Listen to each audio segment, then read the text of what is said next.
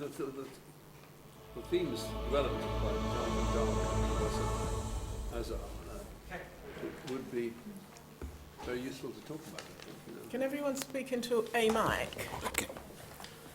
So, over to you, Asa. So, I mean, what do you have any sort of conclusions or thoughts from what we've been discussing? I mean, it's been really interesting to be in the afternoon session because, you know, to have that spectrum of somebody who can give an illustration of a macroeconomic view and actually a very charming political leader who has an insight. And the two phrases that stick into my head from the mayor was cultural change and ingenuity. And the other conversations that I'm learning from is Ulrika, because you're on the ground. So we get some real feedback from sort of propositions. I mean, my proposition is that if you're looking at any kind of infrastructure, and I consider potentially healthcare as an infrastructure, but it's an extremely complex organism which has its very broad range, as we know in this country. And my experiences with developing any infrastructure, whether that's transportation or a service-based infrastructure, is that you need money. Yes. Which means you need to attract inward investment, and the only way you can attract inward investment is stability of a country, which I thought you shone some amazing light upon in a very punchy way, Francis in particular. So my proposition, which I wanted to present, was an idea proposition, not a solution, which was to say, what are the conditions that would allow an affluent healthcare system to be absorbed into Albania's, I think, principal asset, which is its beautiful coastline.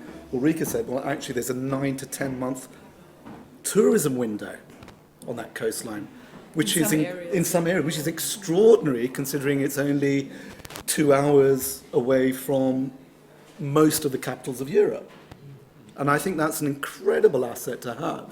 And a speedy powerboat ride from Brindisi and exactly, and Corfu. So, you know, and established. Corfu, yeah. And as you said, I thought that was one of the most, you know, enlightening moments of this afternoon, where you said, you know, it's the company that you keep, the neighbourhood, and how is that going to be lifted?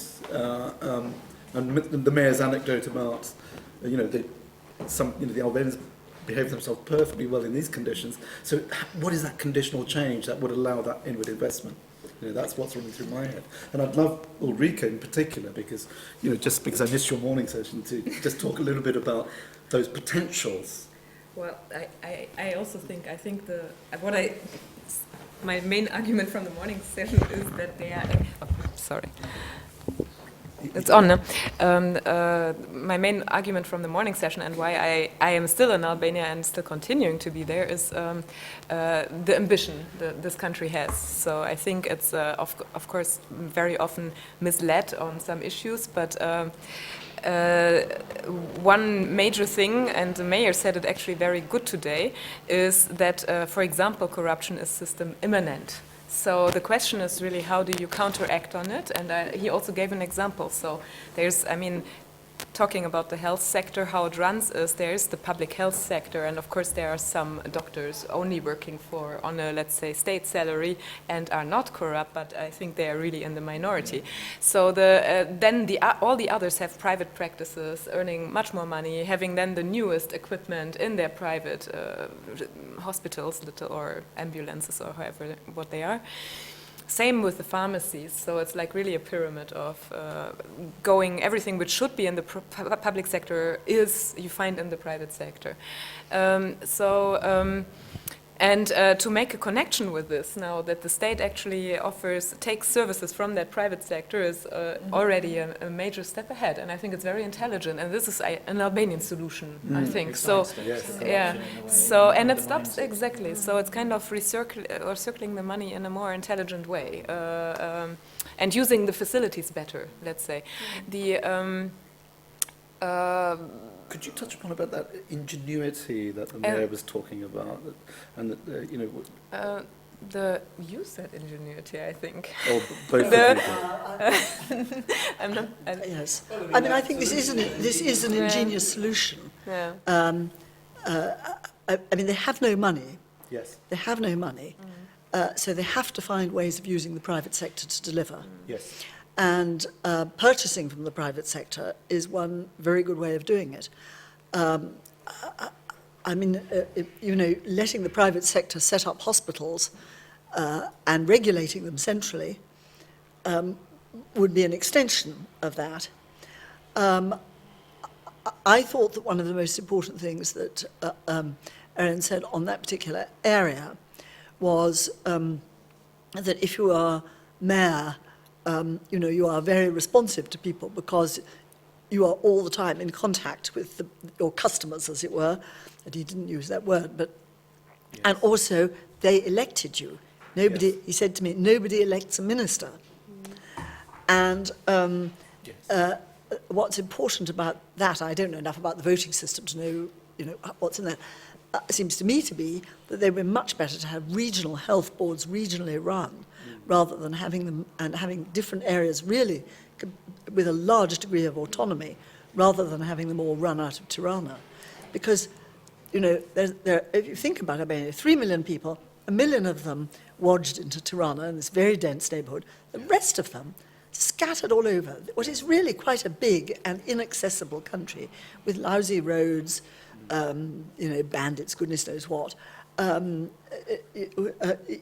very hard to reach. So the idea that you should have centralised provision of healthcare in a country like that is... But sure, you have to start somewhere. I mean, and we were fortunate enough when LC arranged for us to go and into a hospital, and it's it is very touching because you realise that the most vulnerable people are are there. So I'm just kind of interested in how that system starts to roll, and where the clues are for that.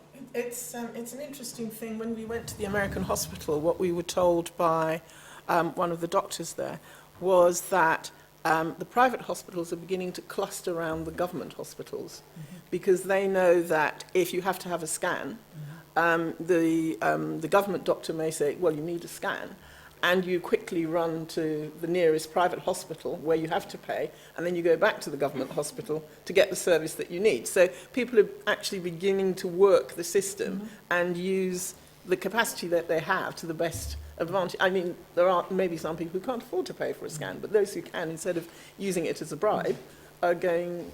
Well, that was the other very fascinating point he made, that when they looked at the cost of a lot of these medical services, they were cheaper in the private sector than the cost of the bribe. Yes. And, if they make it relatively easy for high-quality healthcare to be set up around the country, private healthcare to be set up, then the price of scans will come down, because there'll be some local competition in some areas. Yes, but how long will that take to happen? I mean, that is the problem. Surely in the UK, Blair said we now want to, and they carry on, we now want to have people be able to go out to the private sector for certain hospitals when it's too, When the waiting list is too when the long. waiting list is too long, and that happens in Germany. It happens. I mean, But there is an important aspect to this, which is we looked at a child who was having a kidney transplant, and the government has a pot of money for kidney transplants, which they've now subcontracted to the private sector. So whereas you had to wait quite a long time to get a kidney transplant in the government hospital, you now pay the room $300 a night to get your kid into the hospital, and the money's spent before the process is completed.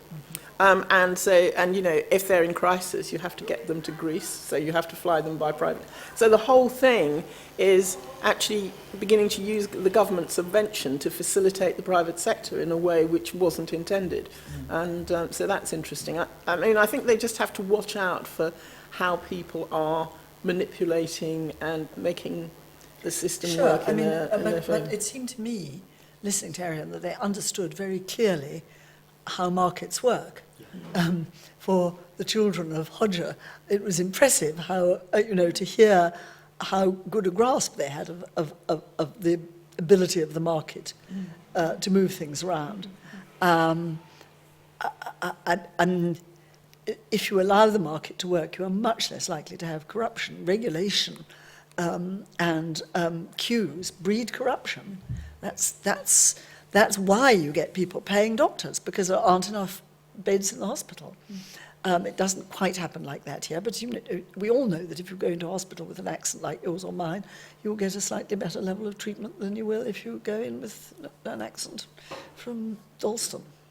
And also, if you want elective surgery and you're prepared to pay for it, you can have it in 2 days' time, whereas you'll be waiting 3.5 months. Absolutely. And that's not, in our system, perceived as corruption, but that is essentially the same as the system breathing through its loopholes, is the delicate. That's very nice. Breathing through its loopholes. I was going to ask you, Bob, what, how, having watched it, the series of presentations, have you changed your mind in any way about your perception of the system and the his microphone runs and I must say, Bob, I thought you did a great presentation. Well, it was, I think, quite sort of focused. Trying to raise some points that might, to help the discussion during the day, but I'm not sure how that followed because I had to leave briefly. No, it's very helpful. But what I've come away with is a thought that the private sector does need to be enhanced, and that there's this leapfrogging possibilities that combined with the optimism and the youth in a context where people are self-medicating and using mobile phones all the time rather than a landline, and avoiding queues by sorting themselves out. That needs to be combined with a public health program that helps people make the right decisions when they are self-medicating and self-organising their care. So that's one thing, and that's something that can be done at relatively low cost by government. Health education is a mainstream activity. It should be. How much impact do you think health education has on how people behave in terms of their health? I don't know. I can't tell. I just. It feels commonsensical to me that awareness you've got an intelligent, well-educated population in Albania. It feels. Well, I don't know. Is that? Got a lot of poor farmers who. It's a broad range, for sure. Little old ladies with a horse. But there's a new rising middle class that will pull that forward. That will. Yeah, they are in the towns on the whole, yes. or they've got a child abroad sending lots of money back. Yeah. Well, they've clearly made some big impact in terms of the smoking policy, haven't they? Yeah. They're really moving quite fast on that, and it's faster than. Yeah. I mean, that was one of the reasons probably why Austria and Germany still have quite high death rates, because although they're spending much more than we are, they are dying. Life expectancy is I'm just fascinated what Bob just sort of picked up upon, and yourself there, because looking into the bonnet of the World Health Organization Healthy City sort of program, where cities are twinning up, or there's a cluster of cities, and I can't name them, I'm afraid, but so how much does a health policy and a broader healthy city program that would cover? Because that feels to me that you've got to do some very specific things, and you've got to do something which are more the intangibles, educational, communication, awareness programs. I'm certainly of a generation where different awareness programs have been successful and unsuccessful in my own lifetime in this country. So I think that that sort of knowledge sharing is now really not possible. And I still, maybe it's because I'm a Londoner, that I still promote that actually this is one of the cities where we have that opportunity because of just the richness of this culture and the educational culture that we have here as well. And it benefits, hopefully, Albanians. But I think the transformative effect of a city of culture, for instance, like Liverpool, Hull, Glasgow. Yeah. I haven't looked at evidence to see how that has transformed healthcare, particularly in those cities. But one sense is that there is a positive effect of that the optimism of that aspiration of that carries with it an expectation of a better life, of being healthier in a healthier city.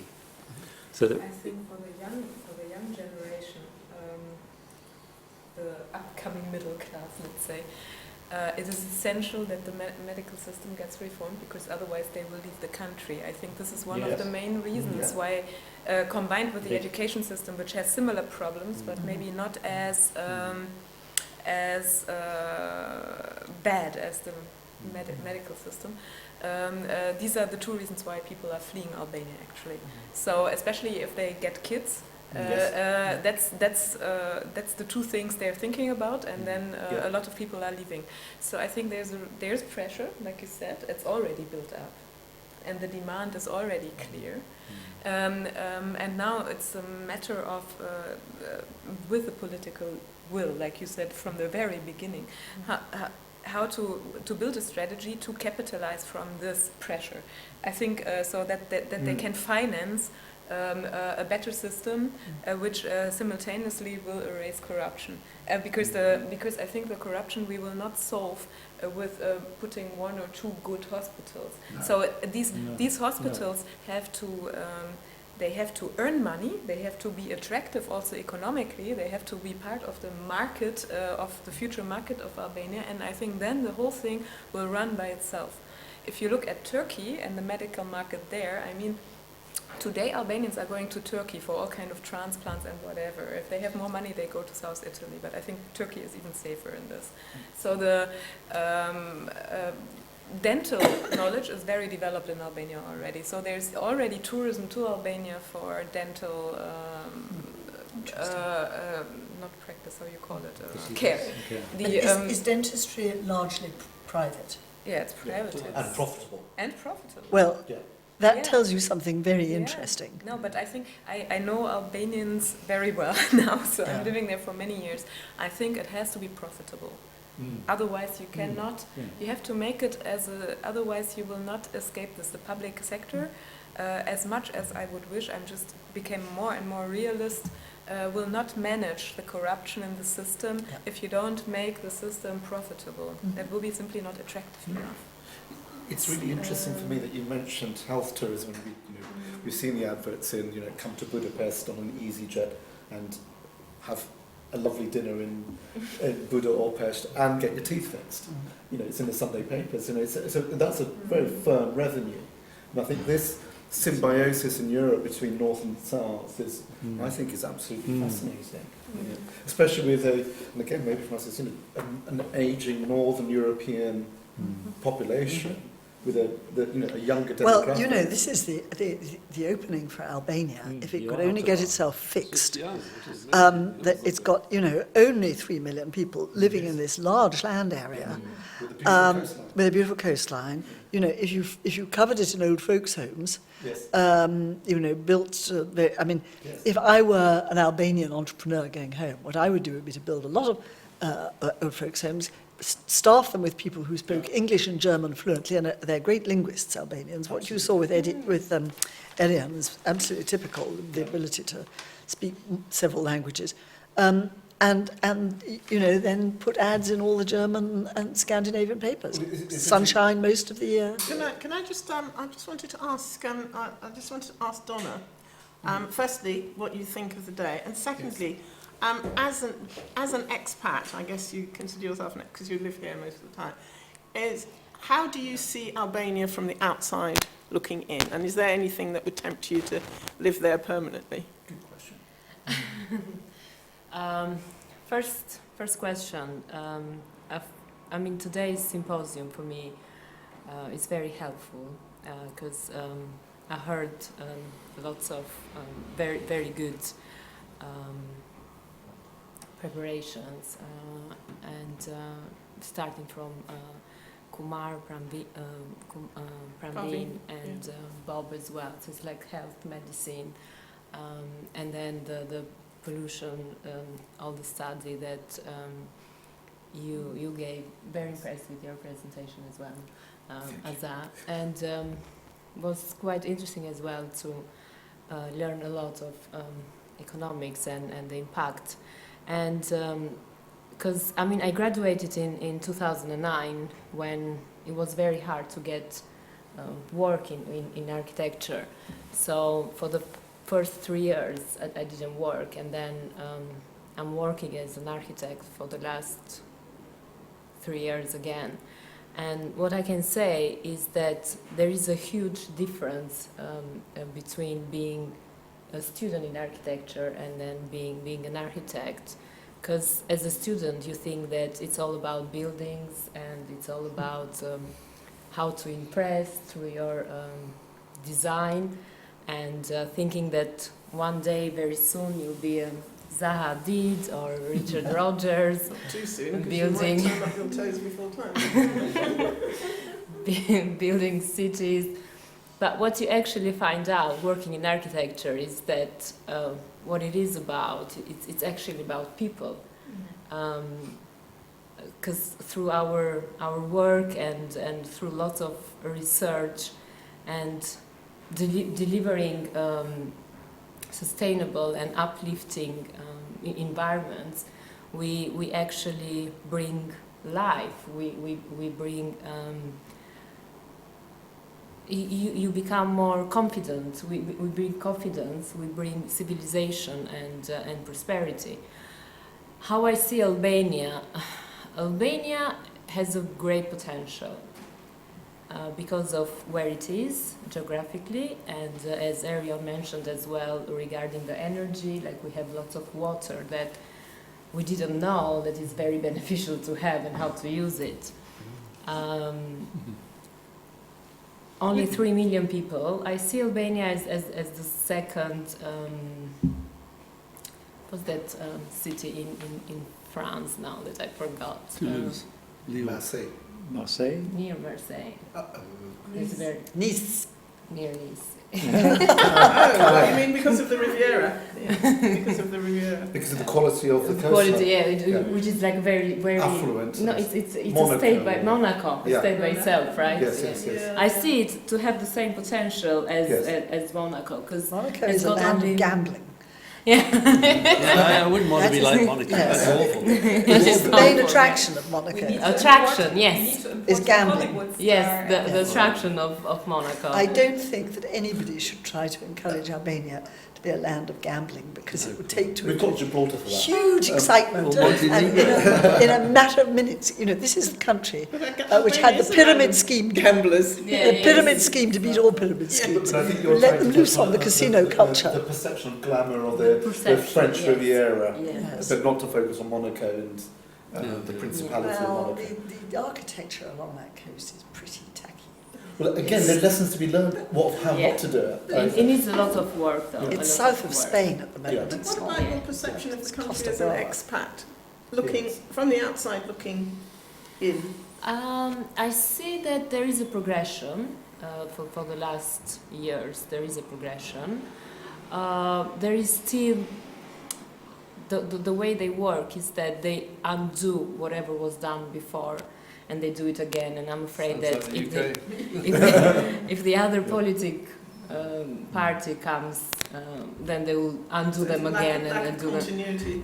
Yeah, I kind of see that, but I think it's going in the right direction. But it needs a lot of work, and it needs probably another new generation to. Yeah. Don't you think one of the things, well, I was going to ask you, but both of you, about education. I mean, it seemed to me that, in fact, if you look at Eastern Europe, all of those before were benefiting from a Russian, in some sense, a sort of Russian education system, which I have a high opinion of, and very, sort of, they learn a lot. It's quite rigorous and it's quite tough the way they examine. It's none of this sort of namby-pamby stuff, and even Albania seems to me to have benefited to some extent from that. And so, I mean, that is the sort of the other dimension of the advantage. And I wondered what you thought about the previous education, and is education system. I think during Hoxha times the education system was good. So Albania didn't have analphabetism anymore. Didn't have any? Didn't have any analphabetism.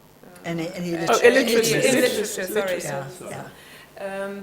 And also the universities were quite good. Yeah. They were and also the people who went at least into the main high schools were really well educated. I would say better than somebody coming from a good German high school. They had an amazingly broad knowledge, this generation, still being educated during communism. But afterwards happened something which was not good, because there was several exoduses, one in 92 and one in 97 or 98 after the anarchy. And since then we really have brain drain, or I'm saying we now, there's a major constant brain drain. And but that's because they have good education. I mean, you don't have brain drain without. No, it's not just that. No, but it's what I'm trying to say is these two main exoduses, basically the whole intelligentsia left the country, and so there was not a lot of qualified teachers or educational staff left in the country. So what you have, like from mid of 90s to now, basically, is not the same quality level as you used to have. Of course, there are singular teachers who stayed there and who tried, and some of them opened private universities, but then they have other problems, you know. So it's like in general, plus a very corrupted system, because during communism it was really merits. I don't think you could buy a PhD during communism. Now you can buy, I mean, the last 20 years you could buy basically everything. So and this brought in general the whole system quite to a very mediocre level. Still, the public schools are, to my opinion, in average still better than the private universities. There might be some exception. I'm talking about my field now, because the others I cannot judge. And at least on the technical level, and they're also picking up on conceptual level and so on. So in my office, I'm only hiring from public school. So because I hope this is not shown to some of the private schools. But no, because I teach at a private school, so I'm not adverse to it. But it's just that they are simply having a better technical education still if they come from the public school. Interesting. What makes the mayor unusual is that he went to America on a scholarship and did a university degree there, and then he came back.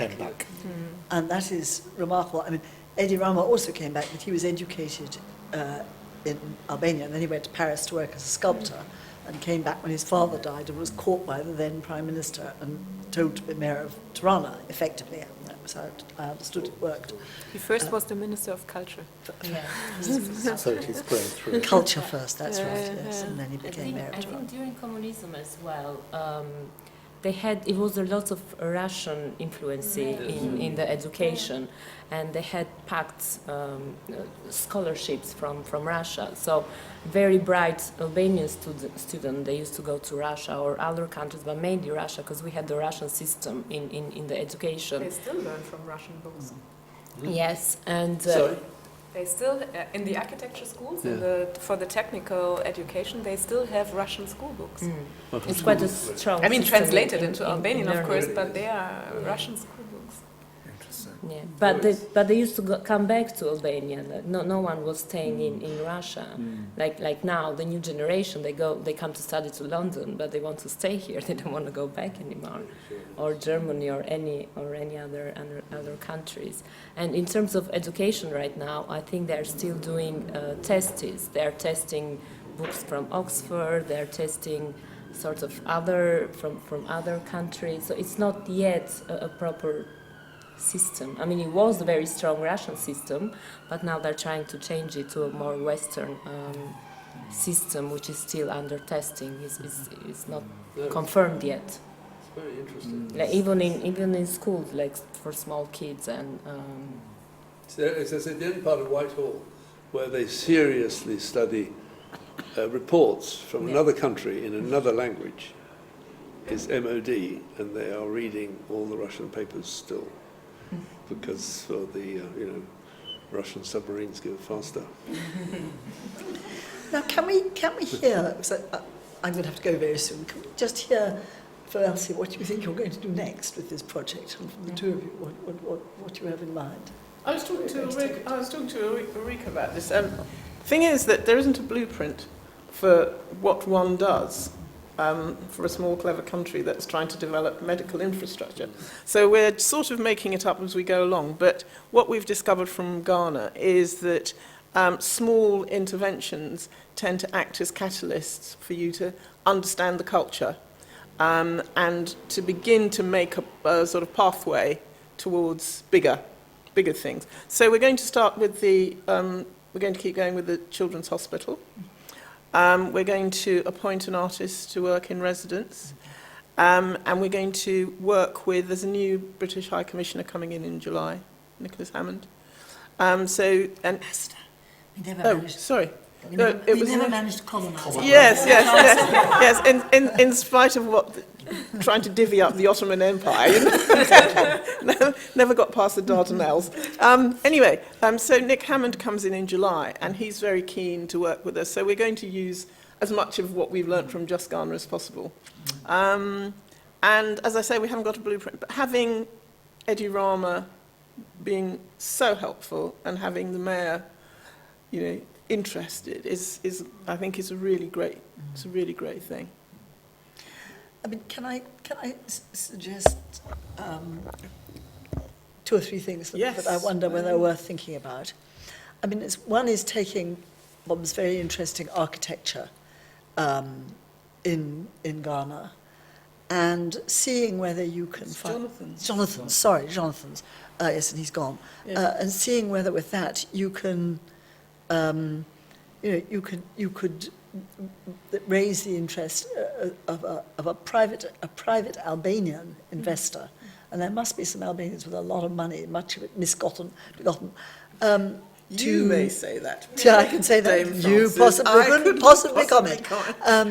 Well, if you could get an Albanian investor to set it up as an experimental local healthcare, local clinic, with all those ingenious things Jonathan had, the mobile charging station or something similar that would work in the same way, just as a sort of showcase.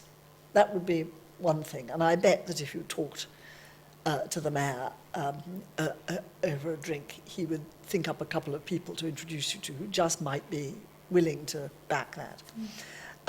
A second suggestion would be that you found a nice piece of coastline, and somewhere down near Saranda would be my suggestion, down at the south end, an easy motorboat ride from Corfu, and found somebody who was interested in setting up an old folks' home staffed by people who spoke Italian and Greek, or Italian and English, and probably German. And tried to persuade somebody local, and there are a lot of Europeans coming through there because of Butrint, that it should be half Albanians, half elderly Albanians, and half elderly Western Europeans who would pay a little more and therefore would help to subsidise the whole thing. I don't know, those are just two small-scale projects which might be doable. What? There's a big gap, like demand. With for old folks' homes? Yes. Well, all these people emigrating will leave behind them little old ladies with nobody to look after them, and there will be a real issue there that nobody will be tackling. And if for little old Italian ladies coming over to live much more cheaply in a little old folks village, commune or whatever, near Saranda would be delightful, and they'd happily do that. And the Greeks, because they've no longer got any pensions, or much pension, and then some... Can I touch upon the conditions for investment for companies either in healthcare or senior care or silver care, because that's it's very established here. There's several big companies doing that here. But the one thing that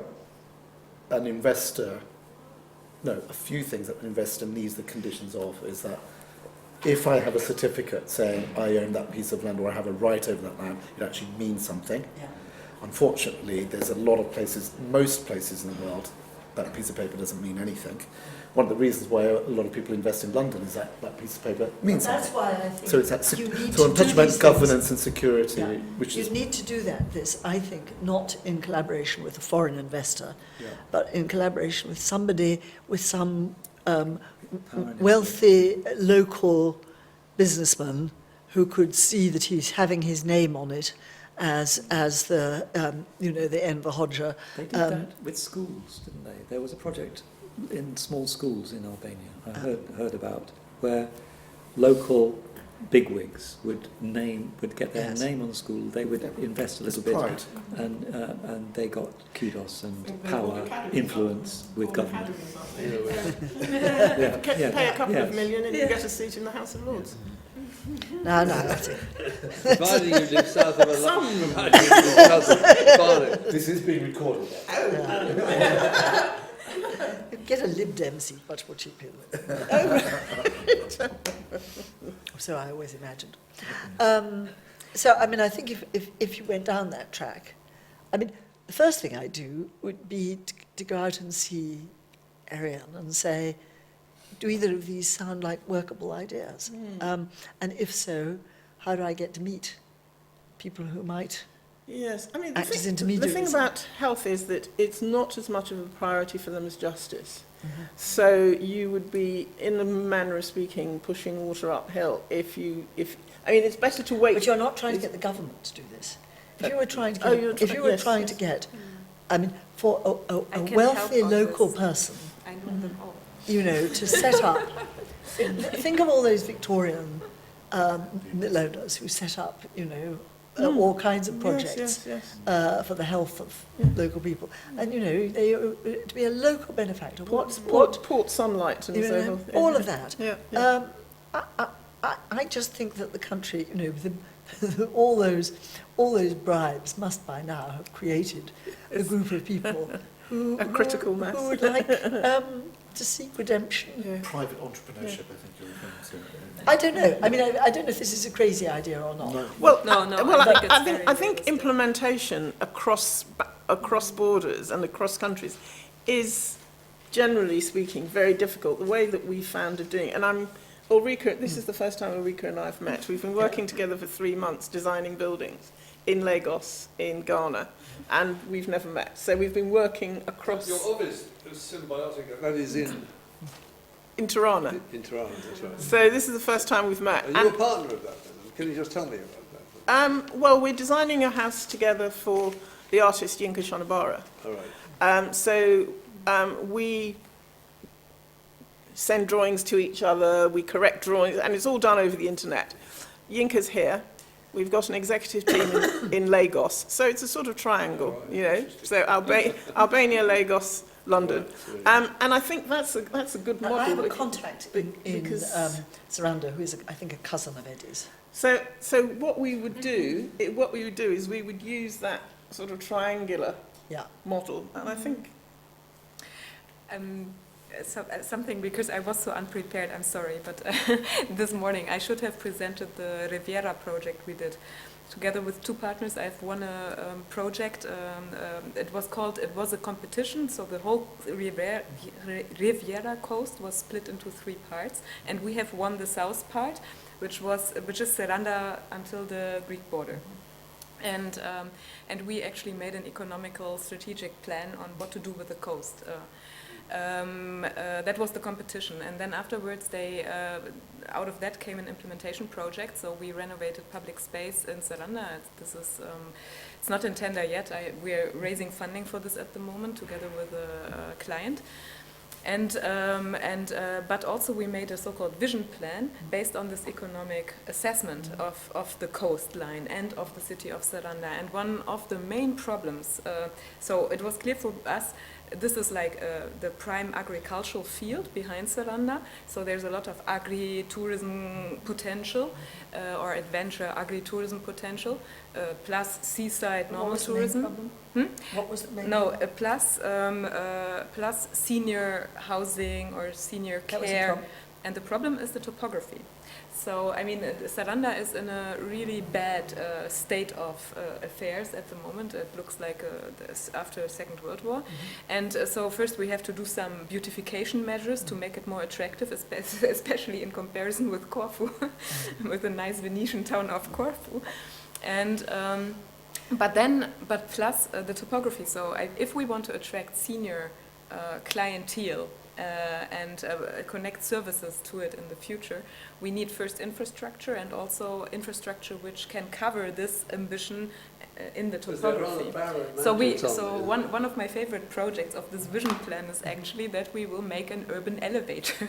It's quite a spectacular structure, but we found a point where we can connect all the 5, let's say, serpentine roads of Saranda, and that's the point where But who is going to pay for this? Exactly, and that's the next question. But if we don't solve this, we cannot attract seniors, because there's no space for running around with cars. No, it's I'm not talking about seniors who can run around in cars. Yeah. I'm talking about little old ladies whose sons have emigrated to Greece, and some little old Greek ladies whose sons have emigrated to Britain. Yeah, but they need infrastructure. I mean, they need. Well, they need a building, and they may need some medical care, but they don't need much more than that. They need people. They need kindly young women who are the sisters of the guys who've gone off to Greece, whose English is pretty good, whose Italian is pretty good because they watch Italian, and Greek very good because they watch local television. I think you're trying to be. First of all, I think nothing you do should depend on government money, before, during, or after. There isn't any. And put these sort of projects out of your head for the moment. They're wonderful, but they're 10, 15 years down. Oh, Yeah, right. so Okay, well, let's wind this up and just thank everyone for Especially coming. Elsie, who did it all. Well, and John, No, I didn't yes, do who it. did it all. But it's been great, and thank you so much. It's been wonderful. Right, enough I doubt of- if we're going to do the Seychelles next, but maybe. You do the Seychelles. I was the Seychelles. Do Mauritius.